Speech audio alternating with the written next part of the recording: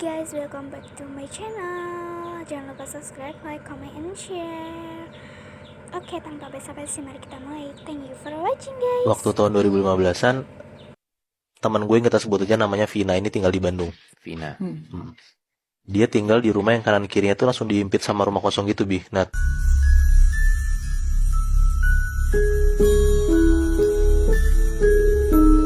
rumah sebelahnya Vina ini yang kiri dikontrakin sama pemiliknya. Jadi walaupun sering kosong ya, tapi masih ada lah yang nempatin. Jadi masih ada aktivitas lah gitu. Tapi rumah sebelah kanan Vina ini bener-bener udah kosong lama banget, Bi. Nah, nggak dirawat, kacanya pecah, udah banyak ilalang gitu nutupin rumahnya. Pagarnya pun sampai dicolong gitu loh. Pokoknya nih rumah bener-bener lama kosong dan ditinggal lama sama pemiliknya. Nah, ada di satu hari, pas si Vina ini mau berangkat sekolah, dia di sini masih SMA kelas 2 gitu by the way. Nah, dia dengar kalau misalnya rumah sebelah dia yang kanan itu mau dibeli sama bokapnya. Jadi rencana bokapnya ini, rumah dia yang sekarang ditempatin, sama rumah sebelah itu mau dijebolin. Disambung jadi satu rumah gede gitu. Di situ sebenarnya dia takut, Bi. Nah, karena dia keinget akan kejadian waktu dulu dia kecil. Kayak SD sampai SMA kelas 1-an lah. Dia tuh sering banget kalau misalnya ngelewatin rumah itu. Dia tuh dengar kalau misalnya ada suara cewek manggil-manggilin dia buat masuk ke rumah kosong itu. Oh. Nah, suara cewek itu tuh bener-bener kayak manggilin, gak cuma sekali 2 kali doang. Kayak hampir setiap si Vina sama teman-temannya main pas lagi maghrib, dia tuh dengar ada suara cewek manggil buat masuk ke dalam itu. Dan yang notice itu cuman Vina doang. Karena pas Vina nanya sama teman-temannya tuh bilang kalau misalnya mereka nggak dengar apa-apa gitu loh. Terus juga pernah pas si Vina ini masih zaman-zaman SMP, sekolah dia kan dekat banget sama rumahnya. Jadi kalau misalnya dari sekolah ke rumah tuh cuma jalan kaki aja gitu. Ada satu hari, pas dia lagi jalan pulang sekitar jam 6-7 malaman lah gitu. Dia udah sampai rumahnya tuh. Nah, mau buka gembok lah. Pas dia lagi buka gembok, dia tuh ngerasa kalau di rumah sebelah itu tuh kayak ada yang ngintipin. Jadi pagar rumah Vina itu nempel gitu di ujung sama tembok rumah kosong yang kanan. Nah, kamu maksud gue? Iya. Jadi kalau nempel banget lah pokoknya. Iya, jadi kalau misalnya lo nengok dikit aja sebenarnya lo udah tahu tuh isi dalam rumah itu apa, gitu.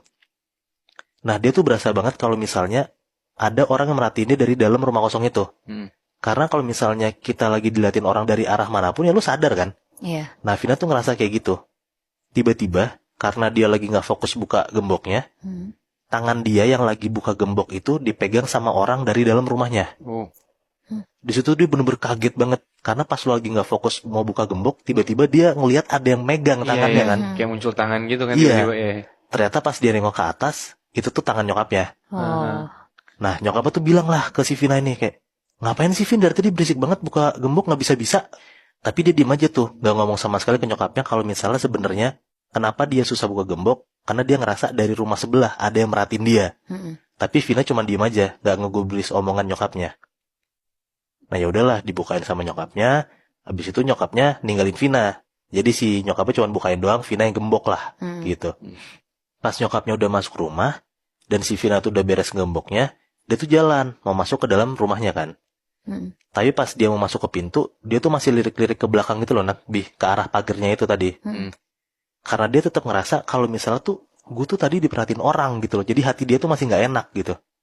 Dan bener aja, pas dia lagi jalan ke arah pintu rumahnya, dia nengok kan ke arah belakang ke pagernya itu. Pas dia nengok ke belakang, ke arah pagernya, ternyata dia ngeliat sesuatu. Apa? Dia ngeliat ada sosok cewek, rambutnya panjang, kayak pakai baju putih panjang gitu. Dan sosok cewek ini lagi duduk di atas pagar sambil senyum ke arah si Vina ini. Wah. Di situ tuh Vina tuh bener-bener takut banget dan dia langsung buru-buru lari masuk ke dalam rumahnya. Nah, dari semenjak kejadian itu, dia tuh merasa kalau misalnya rumah sebelah ini angker, gitu loh. Makanya pas si Vina dengar kalau misalnya bokapnya ada ide buat ngejebolin rumahnya, dia masih ngerasa nggak enak, nggak tenang, gitu Bi. Iyalah, gue juga nggak mau anjir. Iya kan? Beberapa bulan kemudian, akhirnya bokapnya Vina ini jadi beli rumah kanan yang kosong itu, dan disatuin lah rumah Vina dan rumah yang kanan itu. Posisi kamar Vina yang baru dan ruang tengah TV itu ada di bagian kanan rumahnya, yang mana waktu itu tuh bekas rumah kosong itu. Berarti sekarang kamarnya Vina itu letaknya ada di rumah yang kosong itu kan? Iya, ruang tengahnya, ruang TV-nya, kamar Vina tuh bekas rumah kosong itu. Iya. pas banget H-2 rumahnya nih beres. Ternyata dapat kabar Vina kalau misalnya bokap nyokapnya itu harus pergi haji. Ya kan kalau misalnya haji udah daftar dari kapan tahu lama, ya nggak bisa di reschedule kan? Iya. Nah udahlah, setelah rumah itu beres, jadinya belum sempat ngundang orang buat didoain segala macam kayak tradisi kita lah. Kalau misalnya pindah rumah, harus ada baca-baca doa segala macam kan? Syukuran gitu Syukuran. kan. Nah nggak sempet karena nyokap bokapnya Vina udah berangkat duluan haji. Jadi Vina cuma tinggal berdua sama abangnya. Nah abangnya ini udah kuliah, jadi sering lah pulang malam, bahkan sampai balik tuh selalu baru jam 3-4 pagi gitu. Jadi ya hitungannya si Vina tuh jadi lebih sering di rumah sendirian lah, karena abangnya selalu pulang pagi.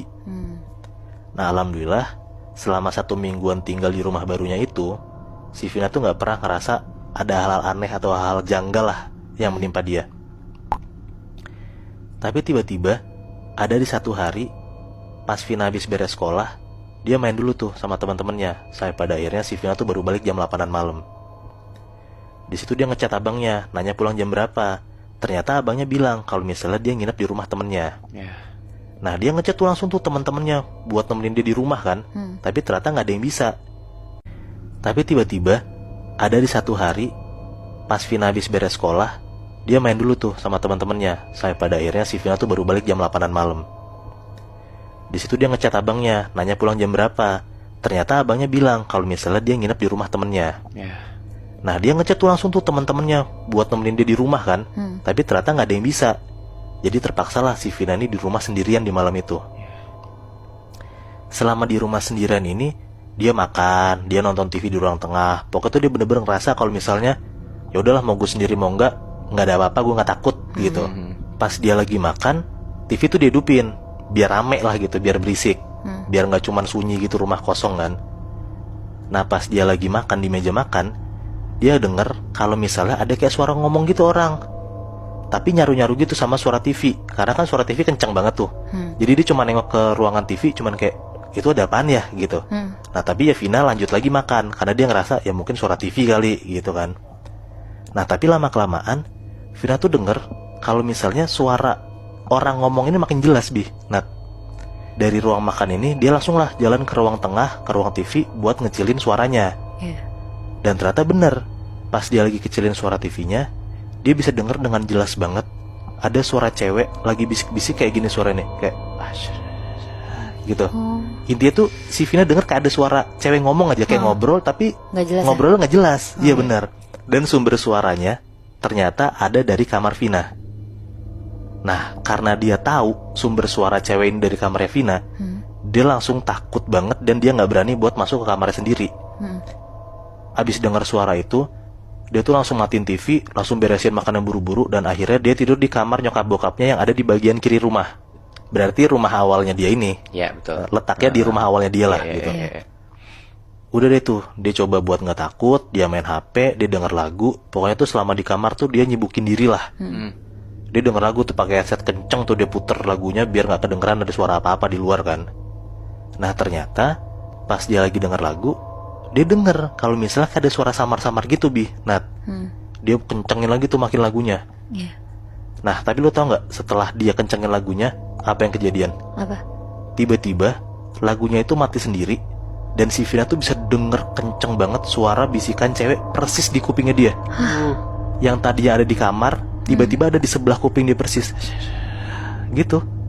Berarti ngikutin sampai ke rumahnya dia yang lama itu ya? Ngikutin sampai masuk ke kamar nyokap bokapnya. Aduh. Dia tuh langsung teriak ketakutan, dia langsung lari keluar dari kamar nyokap bokapnya dan dia duduk di ruang tengah lagi. Gak lama setelah itu, karena udah sekitar jam 10:30-an, akhirnya dia ketiduran tuh di sofa. Dia tidur lumayan pules lah, sampai tiba-tiba dia kebangun karena ada kayak suara berisik, kayak duk duk duk duk gitu. Dia dengar kayak ada suara tikus jalan di plafon rumah gitu, kebayang nggak? Kalau misalnya ada tikus di plafon lo kan kedengeran kan suaranya. Nah si Vina kebangun karena ada suara berisik itu.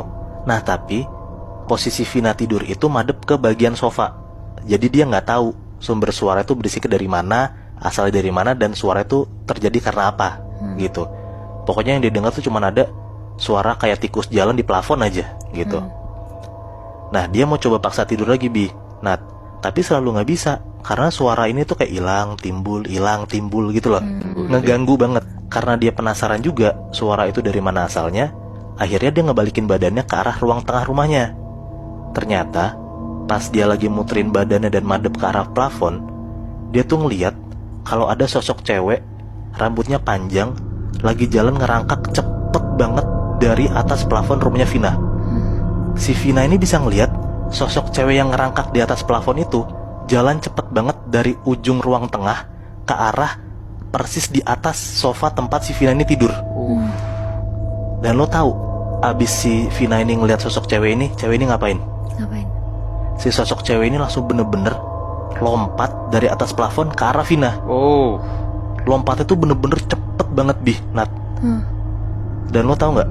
Ternyata sosok itu sama persis kayak sosok cewek yang Vina lihat waktu pas kejadian dulu, pas dia lagi ngunci gembok. Oh, yang di pagar itu ya? Yang di pagar waktu zaman di SMP itu. Nah, setelah kejadian itu dia pingsan karena dia sesyok itu ngelihat ada sosok cewek lompat dari atas plafon nimpa dia. Nah, pas udah kebangun, dia ngeliat jam, ternyata udah jam 6 pagi Nat. Di situ tuh dia kebangun, bener-bener langsung takut, langsung nangis, dan dia langsung buru-buru nelpon om tantenya buat nyuruh mereka ke rumahnya dia. Pas om tantenya udah sampai rumah, Vina ini ceritalah apa yang sebenarnya terjadi di malam itu. Ngedenger keponakannya ketakutan kayak gitu, omnya Vina tuh langsung lah buru-buru ngadain pengajian di rumahnya. Jadi bener-bener omnya tuh gak nungguin bokap nyokapnya pulang haji. Pokoknya di hari itu omnya tuh mau rumah itu langsung di ngajiin lah gitu. Udahlah, di hari itu abis maghrib, Pak Ustadz ini datang sama anak yatim buat ngajian rumahnya. Bereslah pengajian itu sekitar jam 9-an malam lah, dari Isya sekitar jam 7-an. Beres ngajiin itu, tiba-tiba Vina tuh disamperin sama salah satu tetangganya Vina. Kayak ibu-ibu gitulah. Si ibu-ibu itu nanya ke Vina kayak, "Dek, ini rumahnya disambungin sama rumah sebelah yang kosong ya?" gitu. Si Vina jawab, "Iya Bu, kenapa emang?" gitu. Si ibu-ibu nanya lagi, Loh emang gak serem Dek? Itu rumah sebelah kan udah lama banget kosongnya gitu. Dengar ibu-ibu tuh ngomong kayak gitu, si Vina langsung tuh refleks cerita kejadian semalam. Sampai makanya omnya tuh mutusin buat bikin pengajian di hari ini. Si ibu-ibu ini tuh langsung cerita lah kalau misalnya ternyata dulu ada kayak anak cewek sekitar umur 17-an tahun lah, mati kecelakaan di dekat rumahnya Vina. Arwahnya ini masih gentayangan Nat. Dan arwahnya ini ngelihat kalau misalnya rumah kosong sebelah kanannya Vina ini bisa cocok buat jadi tempat tinggal si arwah cewek ini. Wah, anjing. Nah, makanya lah si sosok cewek ini selalu tinggal di rumah kosong itu kan. Di situ juga ibu-ibu langsung bilang ke Vina buat nyuruh pasang paku emas. Lo tau nggak paku emas? Enggak, buat apa tuh? Nah, paku emas ini ternyata dipercaya buat ngilangin bala dan ngejauhin rumah tuh dari hal-hal buruk lah. Pokoknya tuh literally bentuknya paku, warnanya emas. Oh gitu. Kayak gitu. Dan si ibu ini bilang, pokoknya di rumahnya Vina ini harus ada kayak barang macam sesajen gitu ya, bentuknya kayak sesajen. Sesajen dan paku emasnya itu harus ditaruh di dalam plafon rumahnya Vina. Nah, jadi kebesokan harinya bener-bener tuh om tantenya langsung ngurusin ngejebol plafon rumah atasnya Vina. Dan si paku emas sesajennya itu juga langsung ditaruh di atas plafonnya. Langsung dicat lagi, ditutup lagi. Dan alhamdulillahnya setelah kejadian itu dan barang-barang kayak paku emas, sesajen-sesajennya udah ditaruh di atas rumahnya Vina, udah gak ada lagi tuh hal-hal buruk yang menimpa Vina dan keluarga di rumah itu. Wah, tapi itu udah double sih, Moy. Udah di ngajiin sama pakai kayak sesajen dan kepercayaan gitu ya. Gue juga kalau jadi Vina, gue panik sih dan bakal ngelakuin dua hal itu sih. Oke, segitu aja guys. Bye bye.